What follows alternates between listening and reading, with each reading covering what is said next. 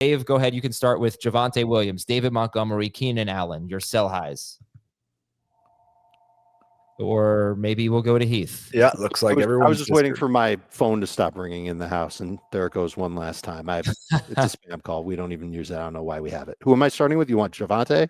Yeah, but I wanted real quick analysis. Just tell me how you value them rest of season. Yeah, I don't think he's going to remain 20-plus PPR points good the rest of the way. Yeah. But if you value him in around the range of 13, 14 PPR points per game, I think he can do that.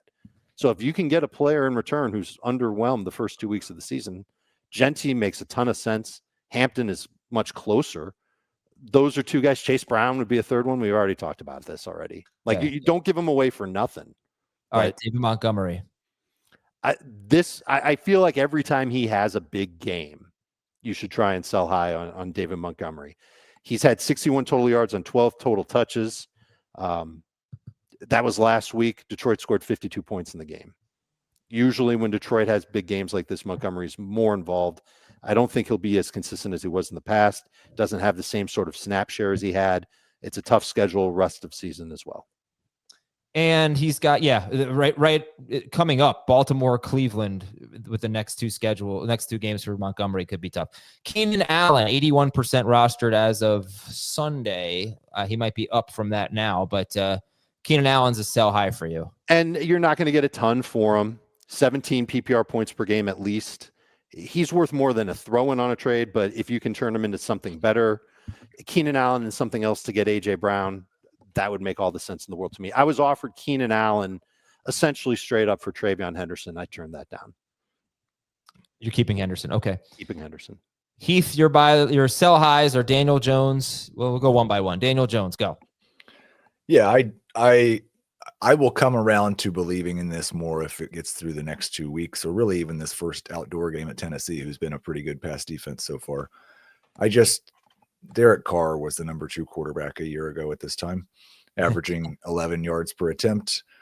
It's been encouraging for Jones. Any thought that he was going to lose his job to Anthony Richardson is gone, but I don't think he's going to be someone you really want to start in a one quarterback league. Tucker Kraft. This is an interesting one. The next one's like it too. It's Emeka Egbuka. This is only sell really, really high. But what they've done, especially what Kraft did last week on 7 targets, is not what you should expect. We're having talks about Kraft being the number 3 tight end, and maybe he will be, but I don't think it's going to be number 3 like he's close to Brock Bowers or Trey McBride. It's going to be number 3 like he's 11.8 PPR fantasy points per game, and tight end 6 is 11.4.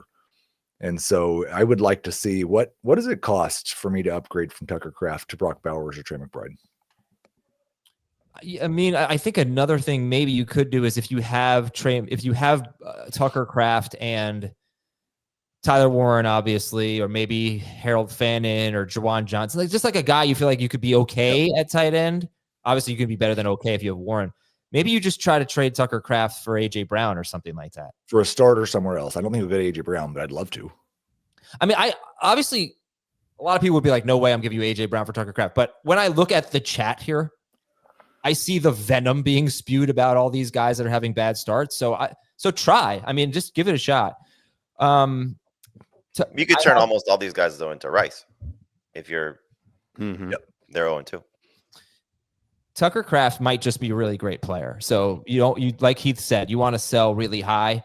I looked at over the last 5 years, 19 tight ends have averaged 13 or more PPR fantasy points per game.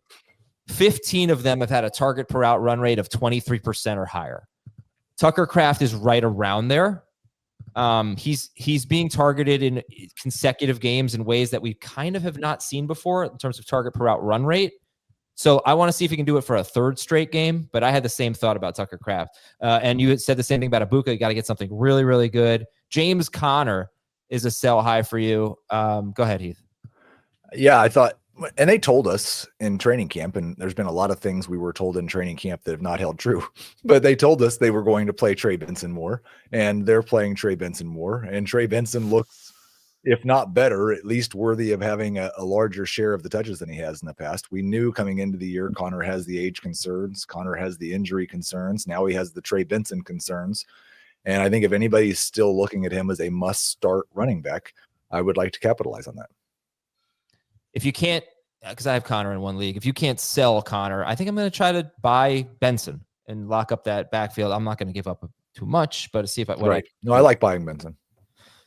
Jamie, Ken Walker and J.K. Dobbins are sell highs. I mean, Dobbins is obvious. There's the injury concern that has just unfortunately plagued him basically his entire career. So last year things were going great, missed 4 games, came back and still ran well, but that was with a slug on his team.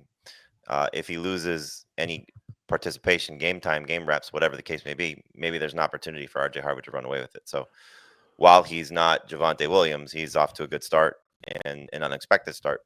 So if you can turn him into something better long term, I would look to do that. And in the case of Walker, I mean, he said as much, I think it was coming off of Sunday or Monday, he's okay being in a timeshare if it's going to preserve his health.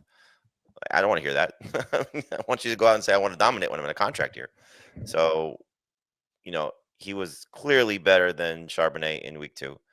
We'll see what happens in week 3. There's a big opportunity for him against against New Orleans in that defense. So if he has another big game, knowing that this guy missed so much time last year, knowing that there's an injury track record in his past, and knowing that Charbonnet is still going to have a role, like if you could turn him to something great, why wouldn't you do it? By the way, as we get ready to talk about Thursday Night Football, last week I said I would try to trade Tyreek Hill for Cortland Sutton, and I did. I tried in a league, and it was turned down. This week I've been offered Cortland Sutton for my Tyreek Hill, and I don't know what I want to do. So before we get into the Dolphins, have you guys made any trades? I know Heath has, but Dave and Adam, you made any trades yet? I keep rejecting trades or getting rejected. I tried to trade Joe Flacco to Schaefer for T. Higgins in our Superflex league, and he was pissed off he tweeted about how bad of a trade offer it was. He traded Cooper Kupp to our week 3 opponent for nothing. I dropped Cooper Kupp after week 1 in and a that guy picked him up, and we're playing him this week. 10-team league. You approved. This is the same league where you didn't pick up Jawan Jennings? Actually, yeah. But so when you said you had a manager, you just didn't decide to name Heath? No, different league. Different multiple leagues, Adams thought about picking up Jawan Jennings, but not. There were 10-team leagues. I mean, a 12-team league is definitely we should add him. But yeah, do you guys think we should be selling our Dolphins, specifically Tyreek Hill? Yeah. I mean, this could get ugly. I mean, they lose this week, they're 0-3. They may be, firing their coach. And I'm not selling HM. No chance.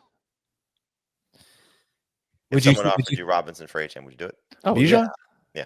Yeah, I give yes. Okay. So you are selling. That's not selling. That's upgrading. Everyone will upgrade if given the opportunity. But Achan for Keenan Allen and Chase Brown isn't something that anybody's anywhere in the neighborhood of doing. Achan for McCaffrey. Who would you rather have? McCaffrey. Achan for Heath. McCaffrey for Dave. What'd you say, Jamie? McCaffrey. I made 2 trades yesterday in one 10-team dynasty league where I was carrying too many quarterbacks. I traded Bo Nix and CJ Stroud for Joe Burrow. So I have known Joe Burrow forever. And then I was offered this trade. I have Trey McBride. And I picked up Harold Fannin. I was offered Bashal Tutin for Fannin, so I made that trade. Who got Jake Browning in our Super? Oh, that doesn't run until tomorrow. Oh, Dave and I made a trade. Dave's made a trade. What'd you do? I traded Daniel Jones and a round 4 rookie pick for Cooper Kupp and a round 6 rookie pick. I had Joe Burrow with no backup. But you got Jake Browning too. I picked up Jake Browning as well. So would you have made the trade if you knew you were guaranteed to get Browning? I wanted to have options at quarterback so I don't fall into the same trap that I've fallen into now 2 of the last 3 years in this league. And my championship window is closing quickly. So now my championship hopes are clinging to Daniel Jones and Jake Browning, baby. Woo! Would you rather have Browning, Carson Wentz, and Cooper Kupp, or Daniel Jones, Jake Browning, and I'm glad I got something for Cooper Kupp. Not to mention a small pick upgrade.